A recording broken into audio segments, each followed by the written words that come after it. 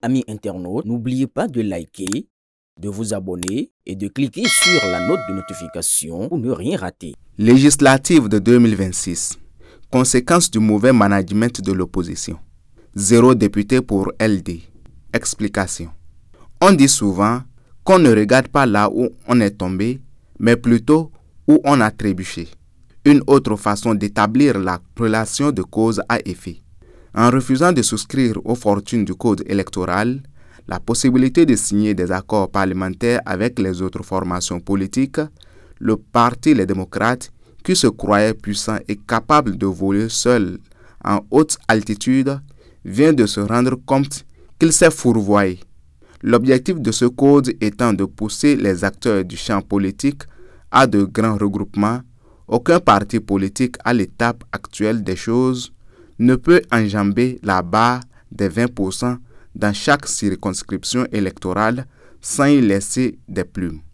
Le président Patrice Talon, dont la majorité a instauré le code, l'a, comme à ses habitudes d'homme sincère, détaillé au cours de l'entretien qu'il a eu mardi dernier avec la télévision nationale.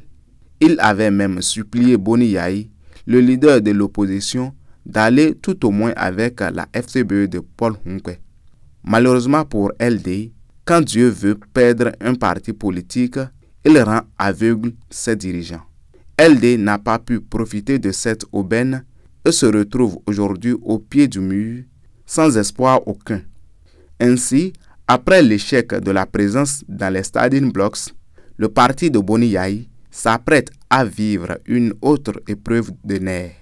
Son incapacité à franchir la barre des 20% s'est accentuée avec le découragement dans lequel vivent ces militants qui viennent de réaliser que ce qu'ils croyaient être leur soupape de sécurité n'est en réalité qu'un panier à crabes où chaque individu veille à ce que l'autre ne parvienne pas à sortir de la pièce.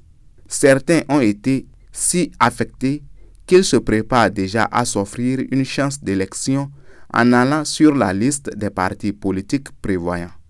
À part cette saignée raisonnable, personne ne veut plus courir le risque inutile de plonger dans une piscine vide. Le parti devra aller à ces législatives éclopées dans un contexte de concurrence féroce.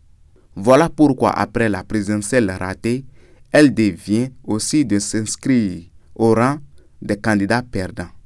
Heureusement pour l'opposition que la FCBE, fière de sa préparation pour la présidentielle et des nombreux accords signés avec les autres partis, parviendra à tirer son épingle du jeu avec quelques députés. On ne parlera plus de parlement monocolore pour la prochaine législature. Aboubakar Takou.